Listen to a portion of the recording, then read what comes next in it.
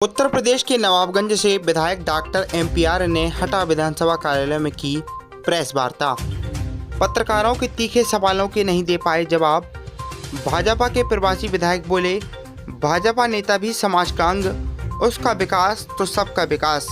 हटा प्रवासी विधायक के रूप में हटा पहुंचे उत्तर प्रदेश के नवाबगंज से आए डॉक्टर एमपीआर हटा विधानसभा के दौरे पर हैं और विगत एक सप्ताह से वह हटा विधानसभा क्षेत्र में जाकर भाजपा कार्यकर्ताओं से रूबरू होकर उनकी नब्ज टटोल रहे हैं और एक जमीनी रिपोर्ट तैयार कर रहे हैं। इसी को लेकर उन्होंने एक प्रेस वार्ता का आयोजन हटा विधायक कार्यालय में किया, जिसमें वह पत्रकारों से रूबरू हुए और भाजपा की उपलब्धियां बताईं और आगामी विधानसभा चुनाव में हटा विधानसभा से भाजपा की जीत का दावा किया।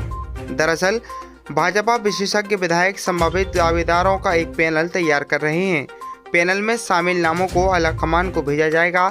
इन्हीं की रिपोर्ट के आधार पर न केवल टिकट तय होगा, बल्कि यह भी तय किया जाएगा कि उस विधानसभा क्षेत्र में चुनाव कैसे लड़ना है। प्रेस वार्ता के दौरान प्रवासी विधायक डॉक्टर एमपीआर को पत्रकारों के तीखे सवालों का सामना भी करना पड़ा।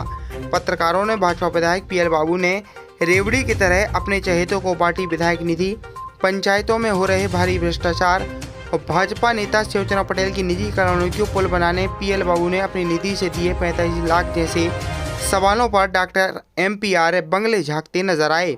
वहीं उन्होंने कहा कि भाजपा नेता भी समाज का एक अंग है, उसका विकास तो सबका विकास हो रहा है।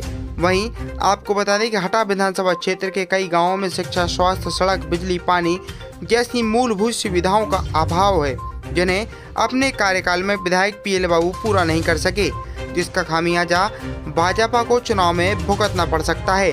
वहीं डॉक्टर एमपीआर को अपने सर्वे के दौरान विधायक पीएल बाबू से नाराज भाजपा कार्यकर्ताओं की नाराजगी का सामना भी करना पड़ा, जिन्हें डॉक्टर एमपीआर संतुष्ट नहीं कर पाए। सुनिए क्या कहा प्रवासी विधायक डॉक्टर एमपीआर ने। चाहे पुलिस थाने की बात हो, चाहे जनपद की, चाहे किसी भी कार्यालय की बात हो, सभी विभागों में कमीशनखोरी, दलाली और भ्रष्टाचार चरम सीमा पर है। हटा विधायक द्वारा किसी भी प्रकार का कोई ठोस कदम इस ओर नहीं उठाया गया है। क्या इसका खामियाजा विधानसभा में आपको भुगतना पड़ सकता है? देखिए, इतना ज़्यादा भी नहीं है जितना मुझे लगता है कि आपने कहा। कहीं छोटी मोटी चीज़ें हो सकती हैं, लेकिन वैसे हम लोगों ने भ्रष्टाचार पर लगाम लगाने का काम किया है। और जहाँ तक स्वास्थ्य विभाग की बात है, मैंने जानकारी की कि पहले कभी हटा में केवल एक डॉक्टर हुआ करता था, आज 4 डॉक्टर्स हैं।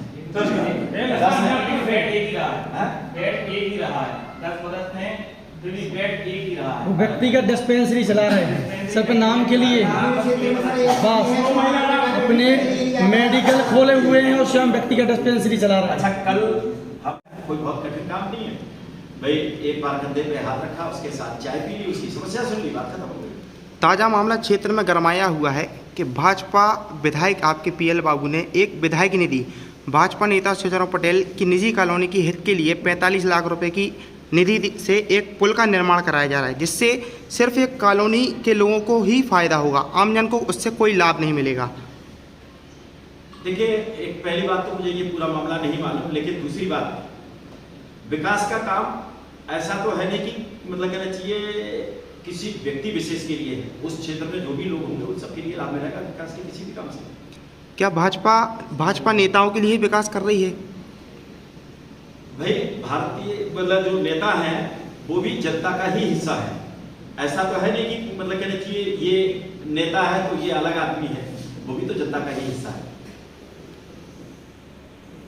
विधायक पीएल बाबू ने जो विधायक निधि का आवंटन लोगों के लिए किया है, 75 साल के बुजुर्ग के लिए शिक्षा के लिए, एक अपने कार्यकर्ताओं के लिए स्वास्थ्य के लिए रुपए का जो है बंटवारा किया है और कुछ चहेते सरपंचों के लिए अपनी विधायक निधि का बंटवारा कर दिया है, और जिन्हें वास्तव में जो गरीब और आमजन हैं, जिन्हें विधायक निधि से लाभ मिलना चाहिए, उन्हें उसका लाभ नहीं मिला। इस पर क्या कहें? अच्छा, चहेते सरपंच से क्या मतलब है? देखिए, सरपंच तो सरपंच है। अब भाई, हम लोगों के यहाँ तो सब लोग आते हैं, सब लोग आते हैं। काम की आवश्यकता, विकास की आवश्यकता हर जगह है। हो सकता है जिसको हमने दिया हो आप उसे ये कह दें कि साहब ये आपका चहेता है, और जिसे नहीं मिला आपने कह दिया कि साहब ये आपसे खुश नहीं है इसलिए आपने नहीं दिया। तो मैं तो समझता हूँ कि विकास की आवश्यकता हर जगह है, जहाँ आवश्यकता है वहाँ पैसा दिया गया। एक 65 वर्ष ये वृद्ध के लिए, अध्ययन के लिए, पढ़ाई के लिए पैसा दिया गया। कहाँ तक उचित है? अब मुझे इस विषय की जानकारी नहीं, इसलिए इस पर टिप्पणी नहीं करूँगा। पार्टी का एक चेहरा है और आप जिले की मीडिया को चैलेंज करते हुए 50-500 गाड़ियों में दबो गए। आपने एक आरोप लगाया कि फर्जी पत्रकारिता हो रही ये है। तय करने वाले कौन हो रहे हैं? देखिए कई मिसअंडरस्टैंडिंग ये जब आप पत्रकार वार्ता में बैठे हैं तो ये पत्रकारों की पॉइंट ऑफ व्यू से हमें भी ये बात रखना उचित है कि आप ये तय करने वाले कौन होते हैं कि हम फर्जी हैं।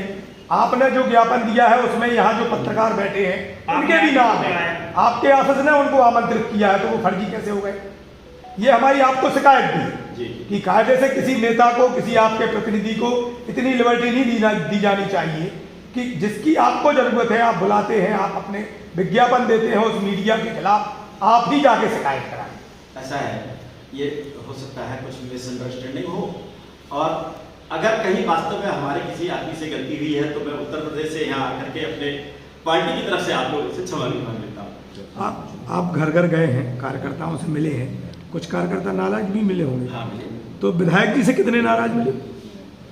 देखिए मैंने कहा आप राजनीति करते हैं, राजनीतिक क्षेत्र में हैं, तो बहुत सारे लोग नाराज भी होंगे, बहुत सारे तो प्रसन्न। नाराजी का कारण क्या समझ में आया?